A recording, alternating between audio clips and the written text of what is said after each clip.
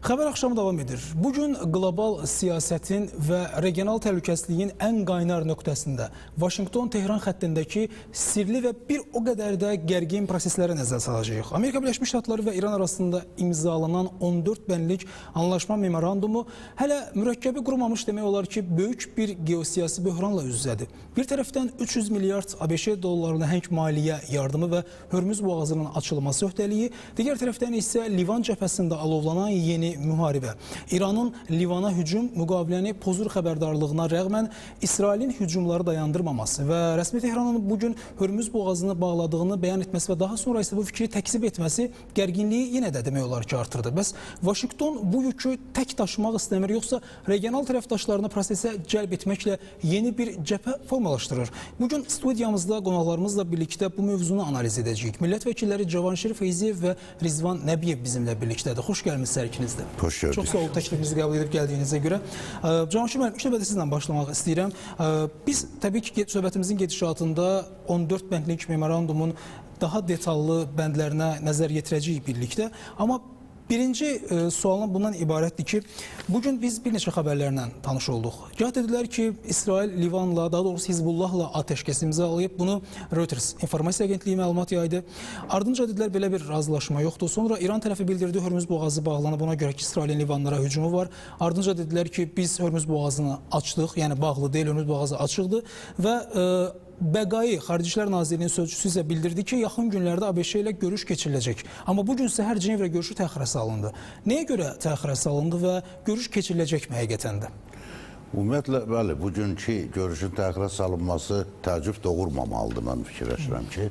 Və bu sənədin özünün mahiyyətini biraz düzgün anlamaq və anlatmaq lazımdır.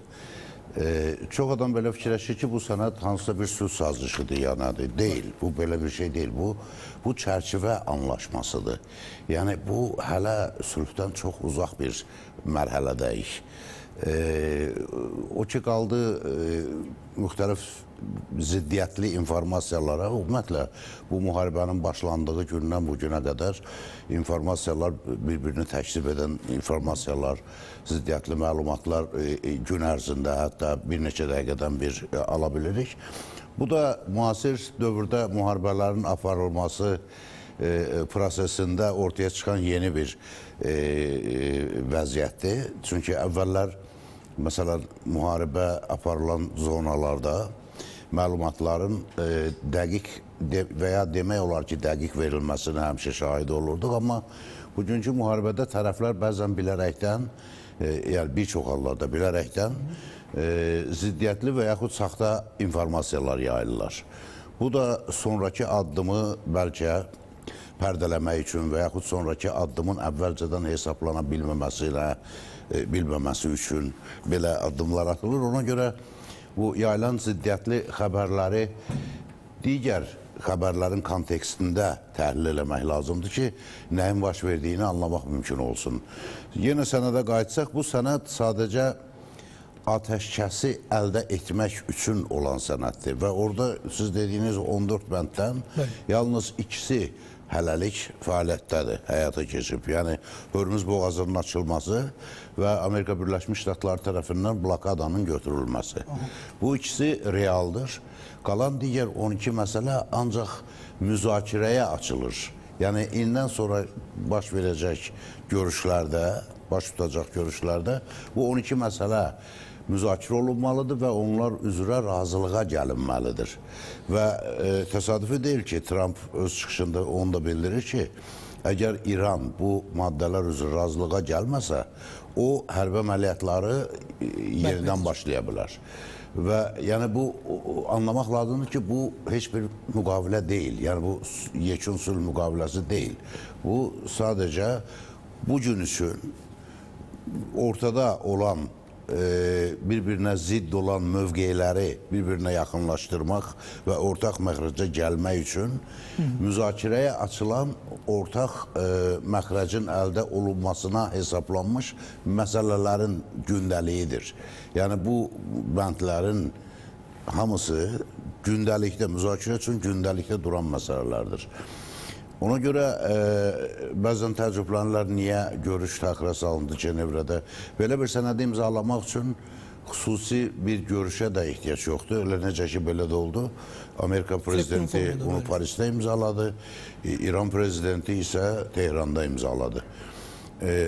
Bunu mən normal hesab edirəm. Yəni, bu sənəd üçün hər iki ölkənin nəinki prezidentlərinin, hətta ikinci, üçüncü dərəcəli dövlət xadimlərinin də görüşməsinə ehtiyac yoxdur. Bu çox sadə bir sənəddir. Ona görə bu biraz çaşqınlıq yaradır və bəzən bu hadisələri izləyən adamlar ilə niyə görüş olmadı, görüş olmadısa deməli bu böyük bir fəlakətdir. Xeyr, bu belə deyil. Bu çox sadə bir sənəddir. Bunu imzalamaq üçün heç görüşə də ehtiyac yox idi. Görüşlər əsasən indən sonra başlayacaq. Çünki gündəlikdə 12 çox ciddi məsələ durur və o ciddi məsələlər üzrə ortaq məxrəcə gəlinməsə, vəziyyət yenə əvvəlki status quo-ya qayıda bilər. Yəni, hərbi əməliyyatlar yenidən başlana bilər. Çox maraqlı yanaşmadır Canan müəllim. Təşəkkür edirəm fikirləriniz üçün. Mən birinci bəndə xahiş edəcəm gətirək ekranlarımıza. Riza müəllim, təbii ki, biz müharibənin gedişatında tam olaraq atəşkəs məsələsi ən vacib məsələlərdən biridir iki tərəf üçün və qeyd olunur ki, Amerika Birləşmiş Ştatları və İran İslam Respublikası eləcə də hazırki müharibədə iştirak edən müttəfiqləri bu anlaşma memorandumunu imzalayaraq bütün cəbhələrdə, o cümlədən Livanda hərbi əməliyyatların dərhal və daimi şəkildə dayandırıldığını bəyan edirlər. Bu əslində memorandumun birinci bəndi olmağı həm də demək olar ki, biraz başqa bir mənada daşıyır. Çünki bugün əslində əsas problemlərdən biri məhz Livan məsələsidir və Livandakı Hizbullah qruplaşması və o qruplaşma İranın proksi qüvvəsidir və İran da çox gözəl bilir, Amerika da və İsrail də çox gözəl bilir ki, bu proksi qüvvələr yaxın şərqdən getməlidir. Bu ABŞ və İsrailin ilk niyyətləridir və bugün İsrail davam etdi zərbələrə Livana qarşı. Təbii ki, indi açıqlamalar var ki, atəşkəs imzalanıb, daha doğrusu atəşkəs bağlanıb, amma heç bir rəsmi təsdiqini tapmayıb.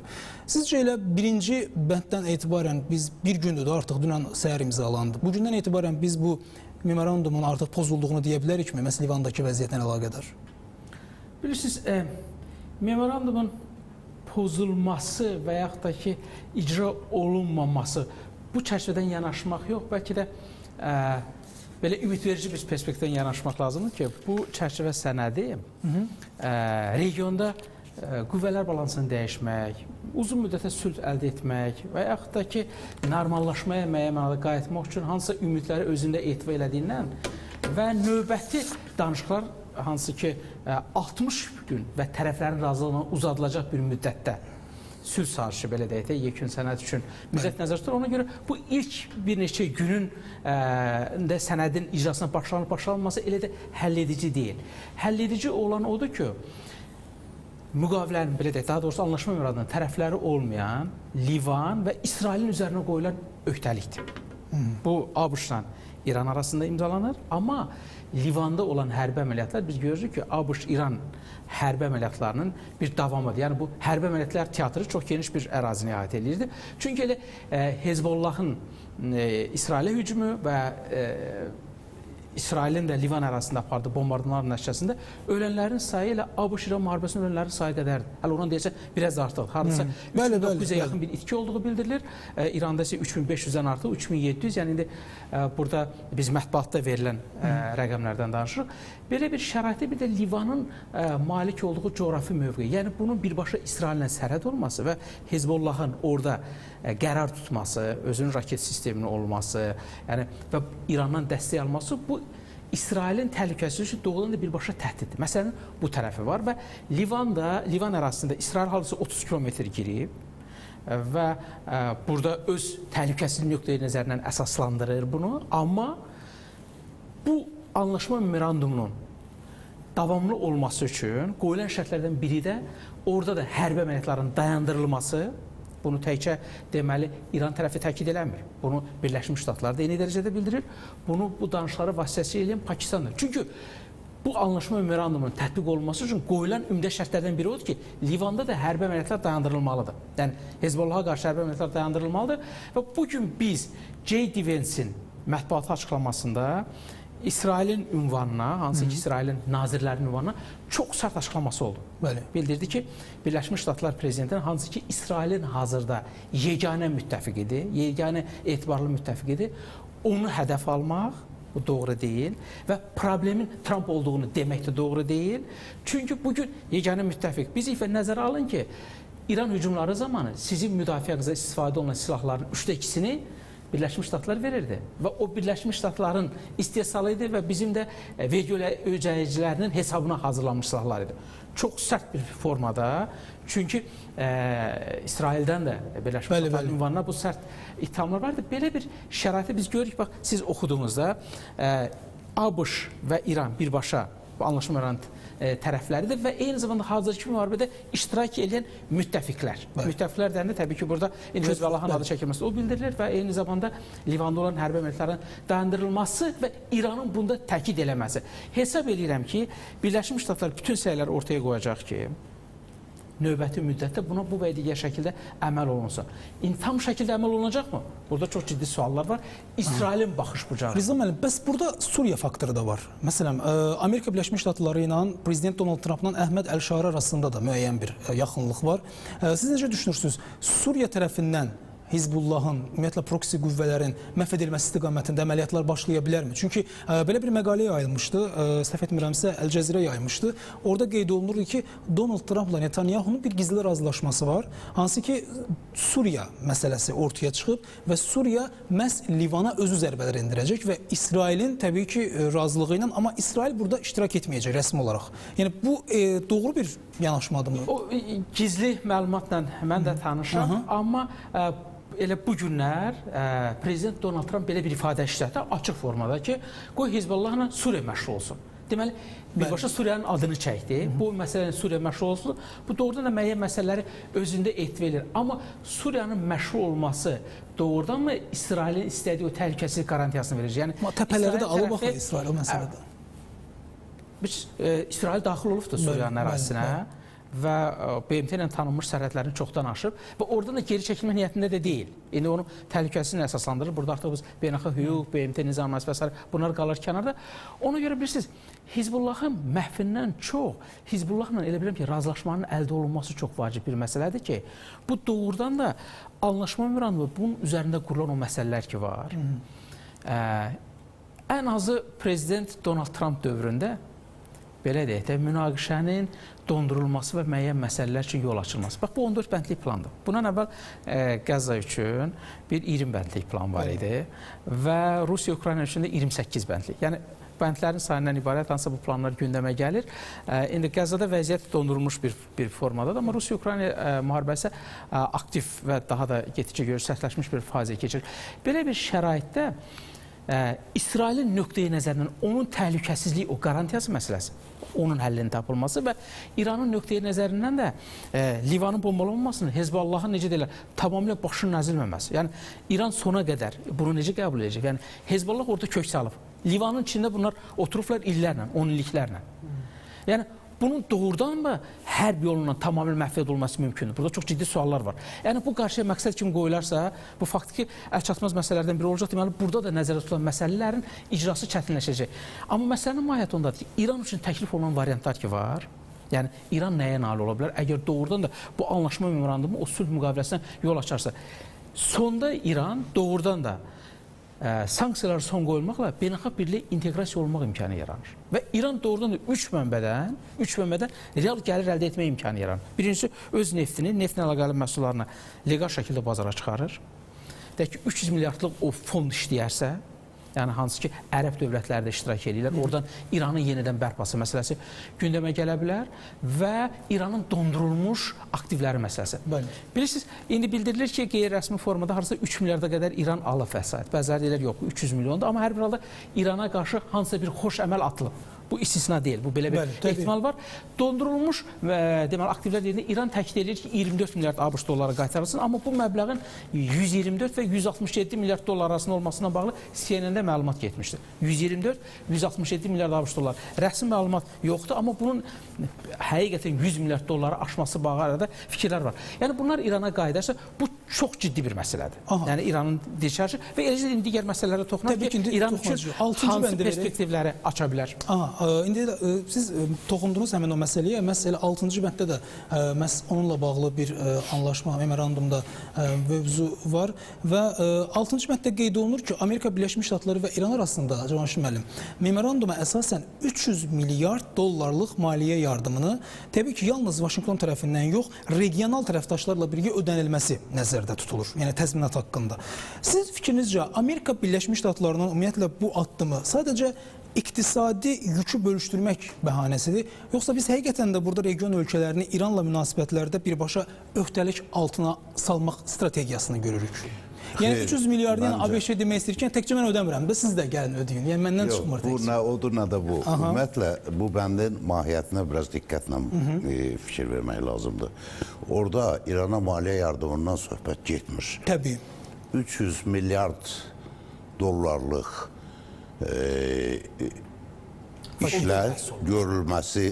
işlərin görülməsi üçün plan hazırlanmasından söhbət gedir.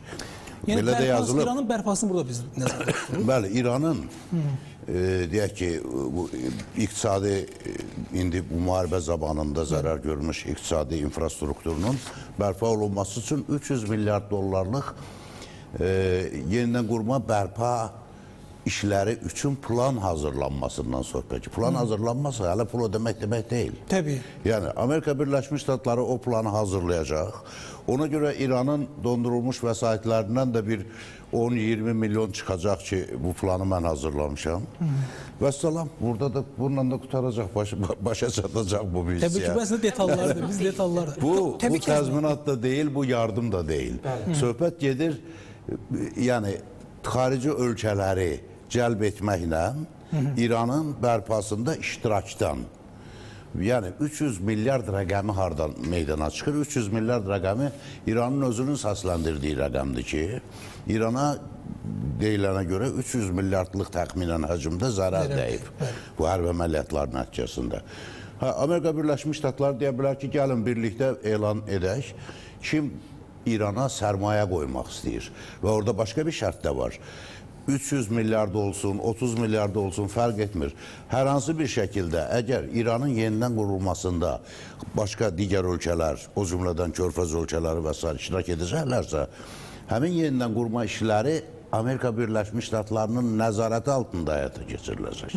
Bu çox önəmli məsələdir. Təbii. Və bu sadəcə heç bir müharibəsiz, zadsız Amerika Birləşmiş Ştatlarının İranın düz işinə, iqtisadi infrastrukturuna, müdaxiləsinə yol açır.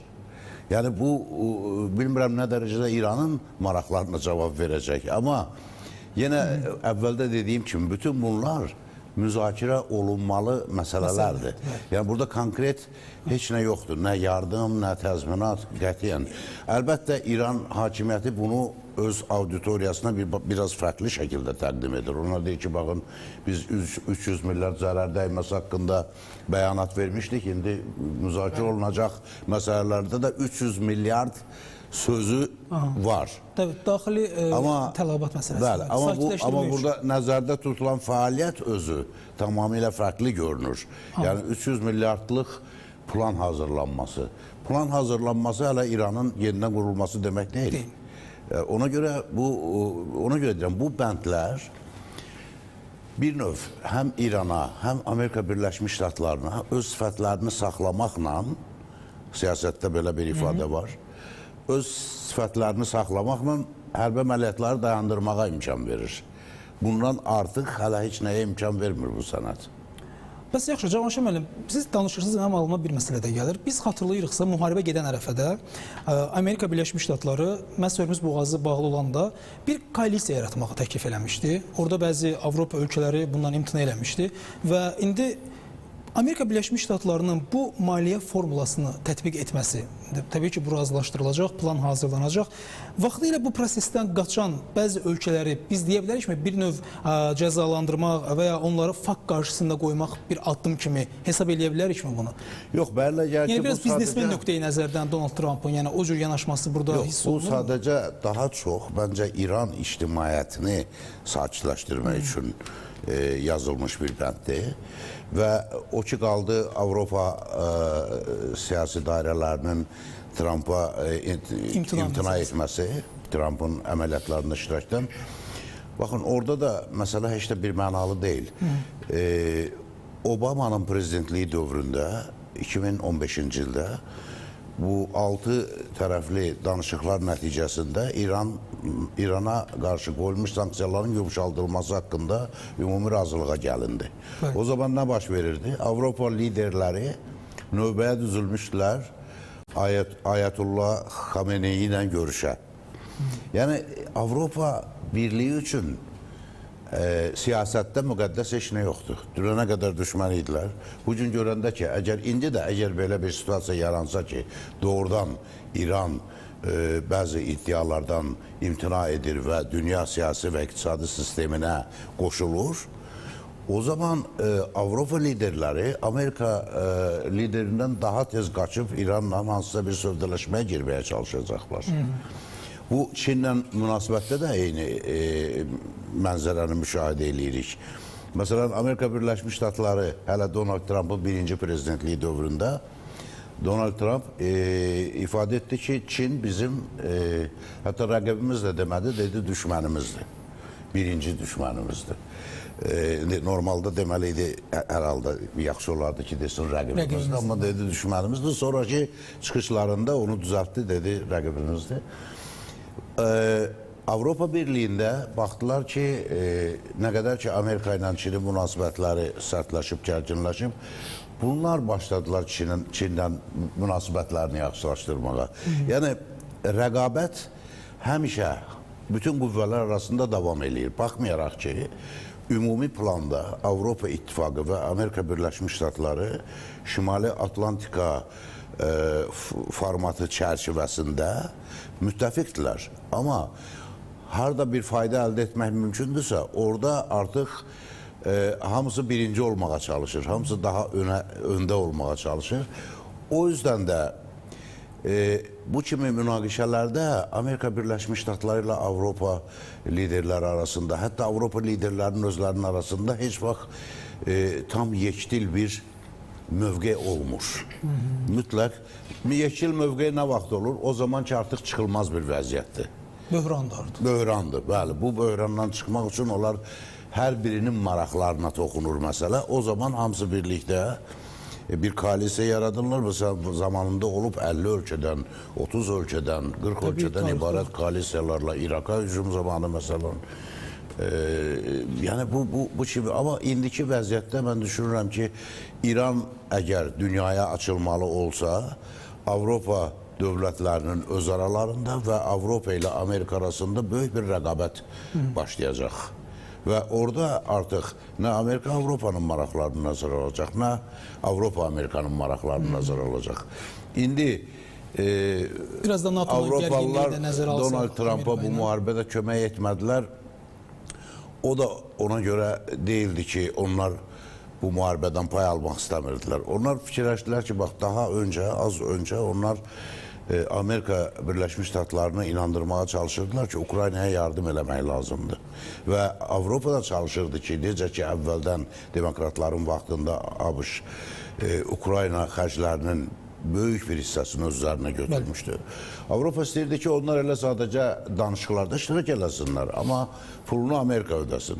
Amma Donald Trump o cəhətdən çox dəqiq adamdır. O da dedi, xeyr, siz də öz pulunuzu xərcləməlisiniz və mən sizə texnika, silah satıram, amma pulunu ödəməlisiniz. Bu niyə? Əgər Ukrayna ilə müharibə Avropaya təhdiddirsə birinci növbədə, niyə Amerika bunun pulunu ödəməlidir? Hətta xatırlayırsınızsa Donald Trump dedi ki, bizim aramızda böyük bir okean var. Bəli. Bu müharibənin bizə heç bir zərəri dəyməyəcək. Hətta maliyyə yardımlarını da sizə dəyəcək, amma siz kənarda qalmışsınız, biz kömək eləyirik. Orada rəqəmlər də səsləndirirdilər. 300 milyard, 150 milyard arasında Amerika Birləşmiş Ştatları pul xərclədiyini deyirdi. Avropalılar onu təklif edirdilər ki, yox, belə deyil. Biz də pul xərcləmişik. Amma indi gördünüz, görəndə ki, Amerika çəkildi kənara, Avropa məcbur oldu doğrudan da pul xərcləməyə. Və Donald Trump hələ birinci prezidentliyi dövründə təkid edirdi ki, NATO-ya üzv olan ölkələr öz ümumdaxili məhsulunun 2% həcmində NATO-ya üzvlük haqqı keçirməlidirlər. Bizim ümumi müdafiə qabiliyyətimizi yüksək səviyyədə saxlamaq üçün. Bundan Avropa dövlətləri imtina edirdilər. Yəni, hər bir bəhanə ilə boyun qaçırırdılar. Eləsi vardı ki, 1% də ödəmirdi. Eləsi vardı 2% ödəyirdi. Çox tək-tük ölkələr. Amerika Birləşmiş Ştatları isə daha çox ödəyirdi. 5-6%. Yəni, faktik olaraq NATO maliyyə nöqteyi nəzərindən demək olar ki, tək Amerika Birləşmiş Ştatlarının çiyinləri üzərində idi. Donald Trump ikinci prezidentliyi dövründə bu vəziyyəti aradan qaldırdı. İndi Avropa ölkələri əvvəlcə Trump'ın tələb etdiyi kimi 2% civarında yox, 5-6% ödəyirlər. Niyə? Çünki müharibə onların qapılarındadır. Əgər Ukrayna məğlub olsa, növbəti hədəf onlar olacaq. İndi Donald Trump Ukrayna məsələsində Avropalıların xəttini, mövqeyini dəstəkləmədiyinə görə Avropalılar da Donald Trump'ın İrana hücumu zamanı onu dəstəkləmədilər. İstədilər göstərsinlər ki, bax biz də bir gücük, lazım olanda sizin də bizə ehtiyacınız olur. Amma bu da məncə keçdi. İndi sonuncu G7 görüşündə mənə elə gəlir ki, bu məsələlər də öz həllini tapdı. Yəni, ən az müvəqqəti. Belə demək mümkünsə, ittifaq çərçivəsində, NATO ittifaqı çərçivəsində bir barışıq əhval-ruhiyyəsi hiss olunur. Aha, Rıza müəllim, siz biraz əvvəl toxundunuz Qəzza Sülh Sammiti məsələsinə. Ümumiyyətlə, biz bu vəziyyəti Qəzzanın bərpası ilə bağlı keçirilən Yaxın Şərq donor sammitləri ilə müqayisə edə bilərikmi? Təbii ki də, orada Amerika Birləşmiş Ştatları tərəfindən bəzi maliyyə məsələləri regional tərəfdaşların üzərinə qoyulurdu və Amerika Birləşmiş Ştatları bu böyük layihələrin maliyyə tərəfini regionun tərəfdaşlarının öz öhdəliyinə buraxmaqla, həm də geosiyasi maraqlarını təmin etmək modelini belə desək, daimi bir formata mı salmaq istəyir? Bu ehtimal olunan məsələlərdən də, çünki xüsusilə əgər 6-cı maddənin 2-ci cümləsinə baxsaq ki, müvafiq maliyyə əməliyyatları üçün tələb olunan bütün lisenziyaları, istisnaları və s. Amerika Birləşmiş Ştatları tərəfindən təmin edəcək. Yəni, nəzarət mexanizmi, biraz əvvəlcə yəni onun yönləndirilməsi yəni Birləşmiş Ştatların əlindədir. Burada o hansısa bir fond şəklində də bu nəzərdə tutulur, təsis olunsun və Birləşmiş Ştatlar bir neçə gün əvvəl elanlanmışdı, onlar şəxsən orada iştirak eləmək istəmirlər. Burada söhbət əsasən İranın qonşu dövlətləri, ərəb dövlətlərindən söhbət gedir ki, onlar hansı formada, deyək ki, indi o plan hazırlanır, bu plan da reallaşdırılması üçün o fonda nə qədər vəsait arayacaqlar və bu vəsaiti yenə vurguladığımız kimi təzminat, yardım və s. deyil, hansısa konkret layihələrin qurulmasına sərmayə şəklində yəqin ki. Bəli, böyük ehtimalla burada söhbət sərmayələrdən gedir ki, ərəb dövlətlərindən, kim ki daha doğrusu burada iştirak eləyir, konkret layihələrə yönləndirilməsi, o layihələr də, məbləğlər də Birləşmiş Ştatların nəzarəti altında və onlarla əlaqələndirilmək. Çünki İrana qarşı sanksiyaların aradan qaldırılması mərhələli olacaq. Əgər biz sülh sazişinə danışırıqsa, orada bir mexanizm müəyyənləşəcək. Yəni, İran neftinə şərik olmaq məsələsi də burada həm də maddələr arasında. Bu məsələ birbaşa yazılmayıb. Amma burada bir maraqlı bir məsələ odur ki, Birləşmiş Ştatlar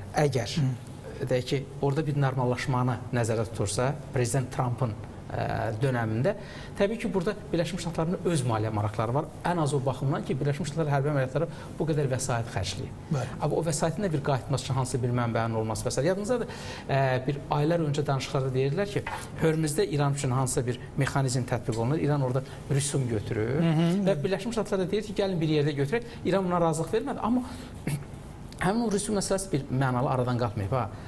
Yazılır ki, 60 gün ərzində yalnız İngilis variantını 60 gün ərzində rüsumsuz olur, amma həmin müddətdə də yeni mexanizm hazırlanacaq. Bəli, öz imkanları daxilində.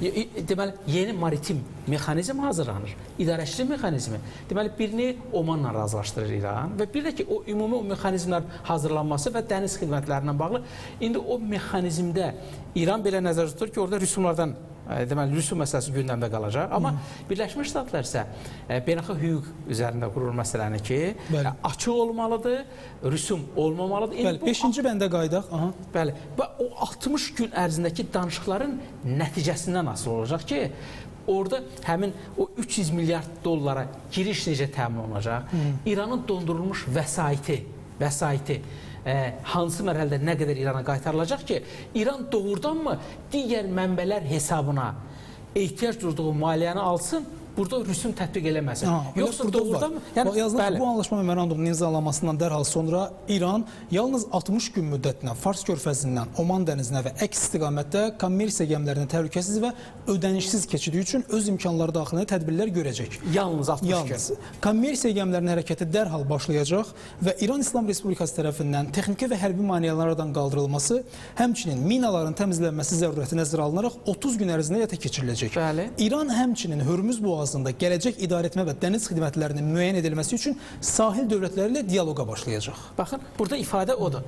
Gələcək idarəetmə və dəniz xidmətləri müəyyən edilməsi. Bu diplomatik yazılıb. Yəni burada bu yeganə diplomatik ifadə deyil də. Bu anlaşma memorandumu ümumi çərçivə niyyəti bildirməklə indi bunun altında hansı mexanizm dayanır? Bunun özü ayrıca bir sazişin mövzusu ola bilər. Omanla İran arasında və digər dövlətlər arasında. Və sonda çox maraqlı bilirsiniz nədir? Bu bənddə daxil olmaqla gələcək sazişin tərkibində yer alacaq məsələlərlə bağlı deməli, adətən beynəlxalq müqavilələr iki dövlət tərəfindən ratifikasiya olunur və sonra qüvvəyə minir. Burada ondan başqa BMT-nin BMT Təhlükəsizlik Şurası tərəfindən bunun təsdiq olunması. Dördüncü bənddə yazılır. Mən beynəlxalq müqavilələr tarixində xatırlamıram hansısa bir müqaviləni ki, iki dövlət arasında imzalanır. Onun qüvvəyə minməsi təkcə bu dövlətlərin dövlət daxili prosedurlarıyla deməli yekunlaşmır.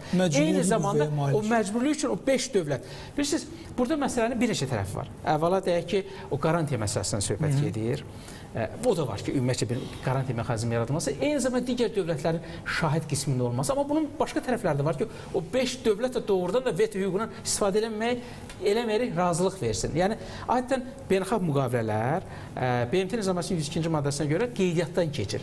Burada qeydiyyat məsələsi deyil. Burada məhz sanksiyalaşdırmadan söhbət gedir ki, 5 üzv dövlət, Təhlükəsizlik Şurasının üzv dövlət, bax, burada da razılaşdıracaq məsələyə razılıq versin. Yəni, bəlkə də bu həm də ona görə nəzərdə tutulub ki, İran əgər Birləşmiş Ştatları və digər dünya dövlətlərinə qane edəcək formadan kənara çıxan razılaşmada təkid edilirsə, bu bir nəzarət mexanizmi kimi nəzərdə tutulur ki, onda İranda geri addımlar atılsın. Amma digər tərəfdən də, axı İranın tələb elədiyi, ehtiyac duyduğu o maliyyə ilə bağlı, digər məsələlərlə bağlı onun razı salan mexanizmlər olmalıdır ki, növbəti 60 gündən sonra və ya daha uzun müddətdə, böyük ehtimalım bu daha uzun müddət nəzərdə tutacaq.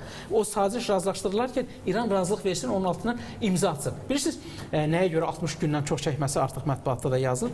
Çünki Aşura gəlir. 5 gün orada İranda iş günü deyil. Sonra digər məsələlər var. Bunu artıq Birləşmiş Ştatların, necə deyərlər, o analitiklər də hesablayırlar ki, nəzərdə tutulan 60 gün onun hər günü danışıqlar çünki nəzərdə tutulurdu. Artıq o biz görürük danışıqlar başlamadı. Bir gün ştokda nəzərdə tutulurdu. Bu yoxdur. Deməli, artıq 60 gün müddətini aşacaq. Amma söhbət 60 günü aşacaq müddətdən yox, doğrudan da nəticə yönümlü olmasından gedir. Burada indi müəyyən o məsələlərə birinin digərinə əlaqələndirilməsi var burada bəndlərdə. Yəni, bu elə bir mexanizm nəzərdə tutur ki, İran və ABŞ arasında uzun müddətli region üçün sülhün gətirilməsi klasterların biri o birisini bağlayır. Yəni, biri o birisini əlaqələndirir. Bu mexanizmin qurulması. Bunun əsasında da bu anlaşma memorandumu, bu isə bir çərçivəni müəyyən edir. Burada yalnız, necə deyək, Hörmüzdən blokadanın götürülməsi 60 gün üçün və Birləşmiş Ştatların da qüvvələrini geri çəkməsi. O qüvvələrini geri çəkməsi, deyək ki, İran bunu belə şərh edir ki, görürsünüz, mən dedim ki, təkid elədim, hətta Birləşmiş Ştatlar öz qoşunlarına geri çəkdi Fars körfəzindən, ətrafdan. Bu, daxili auditoriya üçün doğrudan da qalibiyyətin təqdim olunması. Amma Birləşmiş Ştatlar da deyir ki, 50 min qoşunu orada saxlamaq, Vance də bunu bildirir. Bizim üçün əlavə xərcdir. Biz 50 min onsuz da çıxartmaq istəyirik. Çünki hər gün ordunun o şəkildə qalması əlavə vəsaitdir. Birləşmiş Ştatlar bunu geri çəkmək istəyir. Yəni, birinin o birisinin əlaqələndirilməsi çox çətin bir mexanizmdir, amma biz bunun alternativi nədir? Əgər hərbi əməliyyatlar başlayardısa, bu 60 gün, bu indiki anlaşma memorandumuna gedilməsə, onda İran Bab əl-Məndabın da bağlanmasıyla bunu hədələyirdi və hədə çox ciddi qəbul olunurdu. Çünki burada Yəmən üzərinə proksilər işə salınırdı. Təkcə bağlı olan Hörmüz deyil. Bab əl-Məndab bağlanırsa, onda dünya enerji bazarında qıtlıq 30-35% üzərində olur. Və bugün biz gördük ki, Beynəlxalq Atom Enerjisi Birliyinin rəhbəri Fatih Birol çıxışlarda dedi ki, əgər iyun ayının sonuna qədər Hörmüzdən bu axın olmasaydı, artıq dünya iqtisadiyyatına doğrudan da o regres böyük sürətlə başlayacaqdı, necə deyirlər, fəaliyyətə. Çünki dünya artıq $100 və onun üzərindəki bu qiymətlər üzərindən təkcə enerjidən söhbət getmir. ərzaqla bağlı, gübrə ilə bağlı, böhran yaşanacaq. o böhrana doğru gedirdi. Ona görə də bax indi bu aralıq vəziyyətin əldə olunması həm də dünya iqtisadiyyatına nəfəs almaq imkanını verir. İndi bunun uzun müddətli olması başqa bir məsələdir, amma bu aralıq vəziyyətin olması həm də bu nöqteyi nəzərdən əlahədə vacibdir. Digər tərəfdən isə Birləşmiş Ştatlar 250-ni qeyd edir. Bu 250 illik sülh şəraitində qeyd olunmalı. Çünki Trump özünü Doğum günündə də hətta bu memorandum 80 illik, bəli, çox yerində qeyd edirsən. 80 illik ərəfəsində bu məsələ olmalıdır.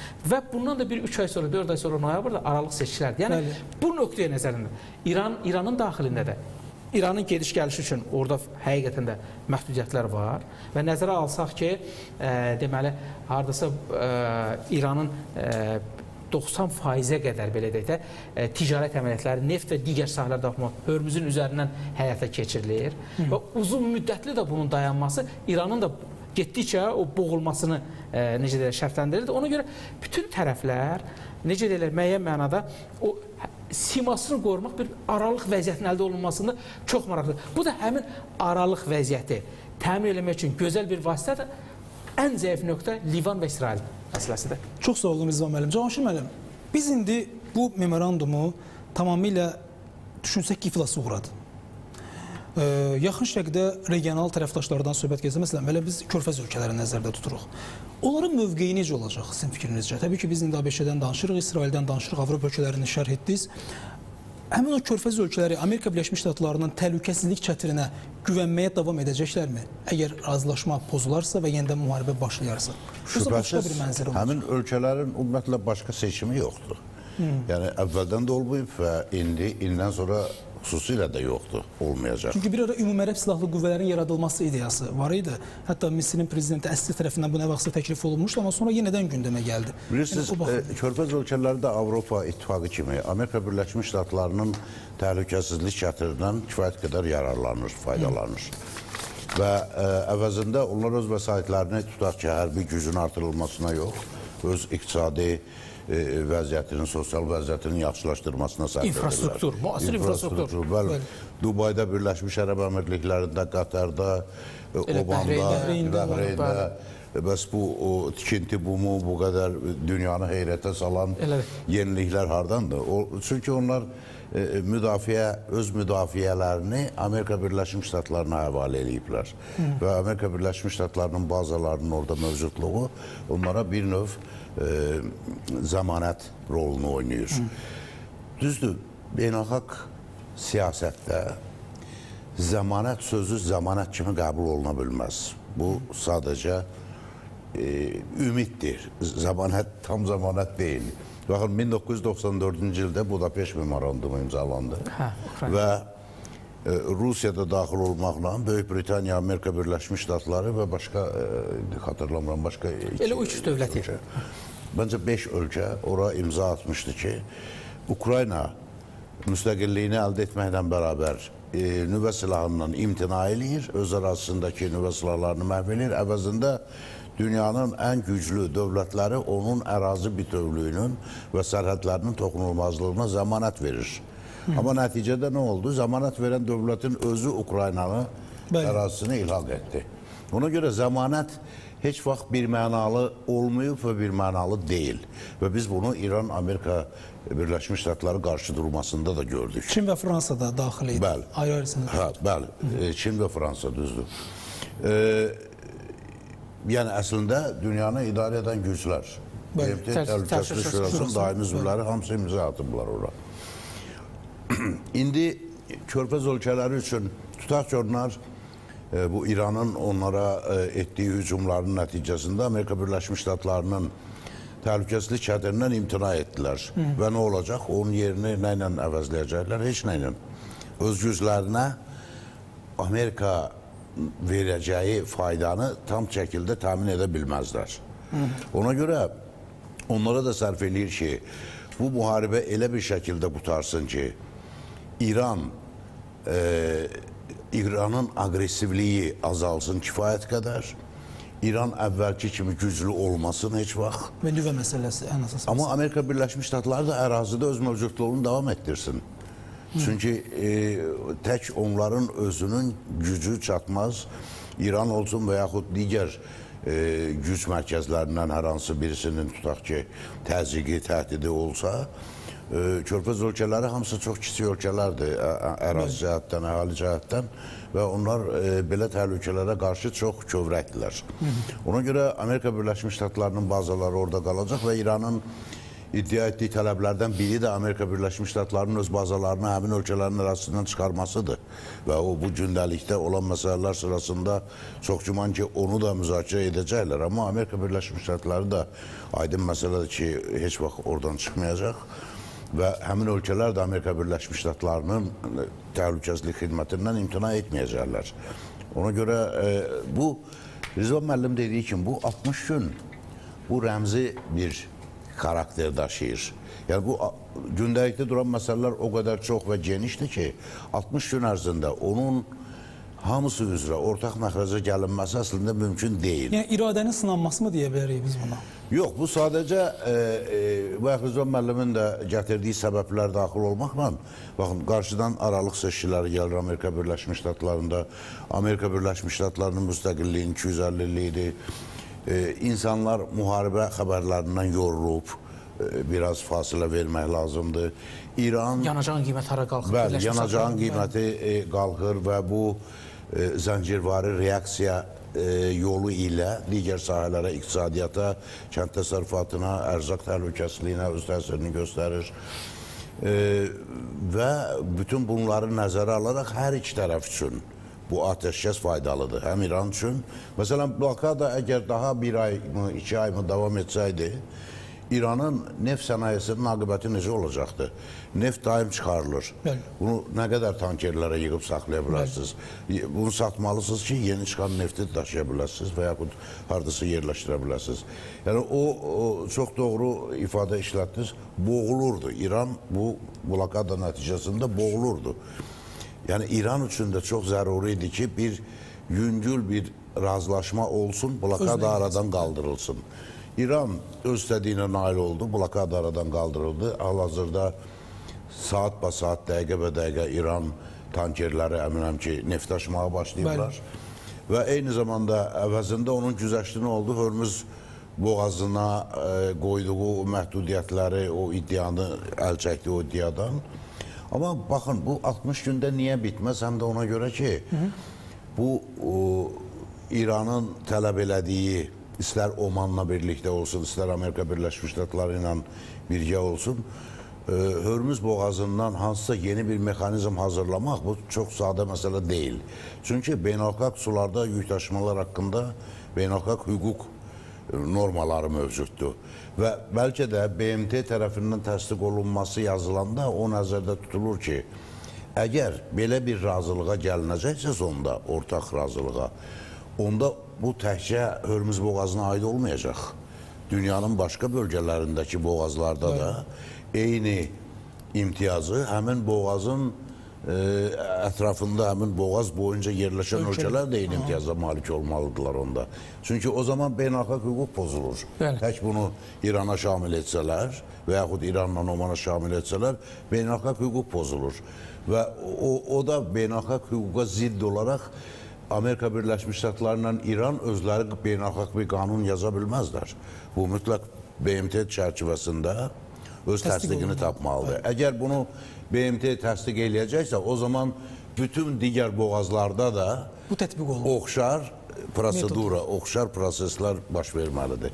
Bu çox mürəkkəb məsələdir və mən heç inanmıram ki, ümumiyyətlə bu mövzu öz həllini tapacaq. Çox güman ki, hər şey qayıdacaq köhnə vəziyyətinə, beynəlxalq sularda yük daşımalar haqqında mövcud qanunvericilik qüvvədə qalacaq. İran da bu iddiadan əl çəkəcək. Oman da ümumiyyətlə heç buna iddia etmirdi. Və sonda Amerika Birləşmiş Ştatlarının tələb etdiyi kimi Hörmüz boğazı istifadəyə, pulsuz istifadəyə veriləcək. Amma bu hadisələr göstərdi ki, deməli, burada Hörmüz boğazı təhlükəli bir yerdir gələcək üçün, gələcək yük daşımalar üçün.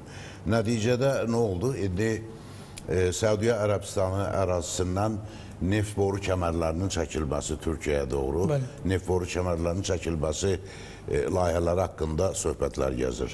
Yəni, bir hadisə digər hadisələri doğurur ardınca.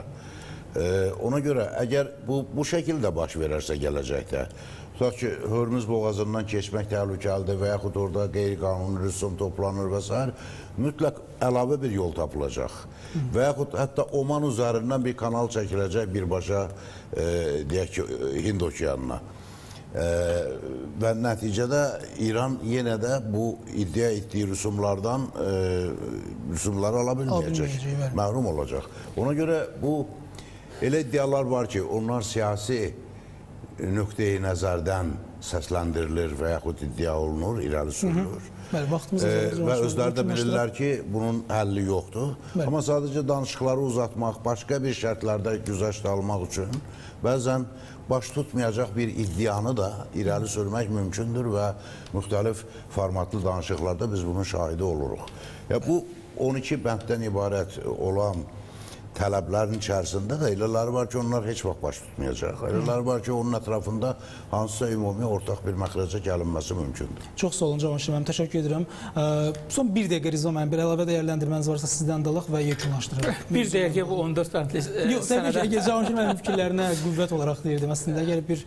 Hörmüzlə bağlı onu deyə bilərəm ki, yəni Hörmüzü doğrudan da hansısa alternativ vasitələrlə əvəzləmə imkanları çox məhduddur. Yəni orada neftin də daşınması, indi kəmərlər məsələsində elə Cavanşir müəllim xatırlatdı. Yəni o həcmdə kəmərin tikilməsi nə qədər müddətə, bunun və yaxud da ki, Hörmüzün axı digər məhsullar da daşınır. Yəni Hörmüzün əvəz eləyəcək, özü dəniz yolları ucuzdur da, bir alternativ tam şəkildə yoxdur. Sadəcə olaraq o Hörmüzün əvvəlki vəziyyətinə işləməsi üçün o mexanizmlərin hazırlanması və alternativlərlə deyək ki, İranın maraqlarının təmin olunması, eləcə digər ərəb dövlətləri, bax, bunun üzərində düşünürlər. İndi Birləşmiş Ştatlar da mümkün vasitələri ərəb dövlətlərindən bir yerdə buna yönəldir ki, bunun üzərindən, dediyim kimi, bəlkə də Trump dövrü üçün biz hansısa bir razılaşmanı düşünürük. Ondan sonraki məsələlərin həlli necə olacaq? Xüsusilə İsrail faktoru nəzərə almaqla. Və yaxud da ki, Qəzza ilə bağlı Fələstin məsələsi həll olunmadan yaxın şərqdə, yəni davamlı sülhün, belə deyək, əbədi sülhün təmin olunması çox ciddi suallar doğurur. Çox sağ olun, hər ikinizə minnətdaram gəldiyiniz üçün və fikirlərinizi bölüşdüyünüz üçün. Bəli, qeyd edelim ki, millət vəkilləri Cavanşir Feyziyev və Rizvan Nəbiyev bizimlə birlikdə idi və biz 12 bəndlik, daha doğrusu 14 bəndlik Amerika Birləşmiş Ştatları və İran arasında elektron formada imzalanan anlaşma memorandumlarının bəzi bəndlərini müzakirə etdik və detalları qonaqlarımızla birlikdə yenidən analiz etdik. Sabah 20:00-da isə yenidən qarşınızda olacaq. Sağ olun, salamat qalın.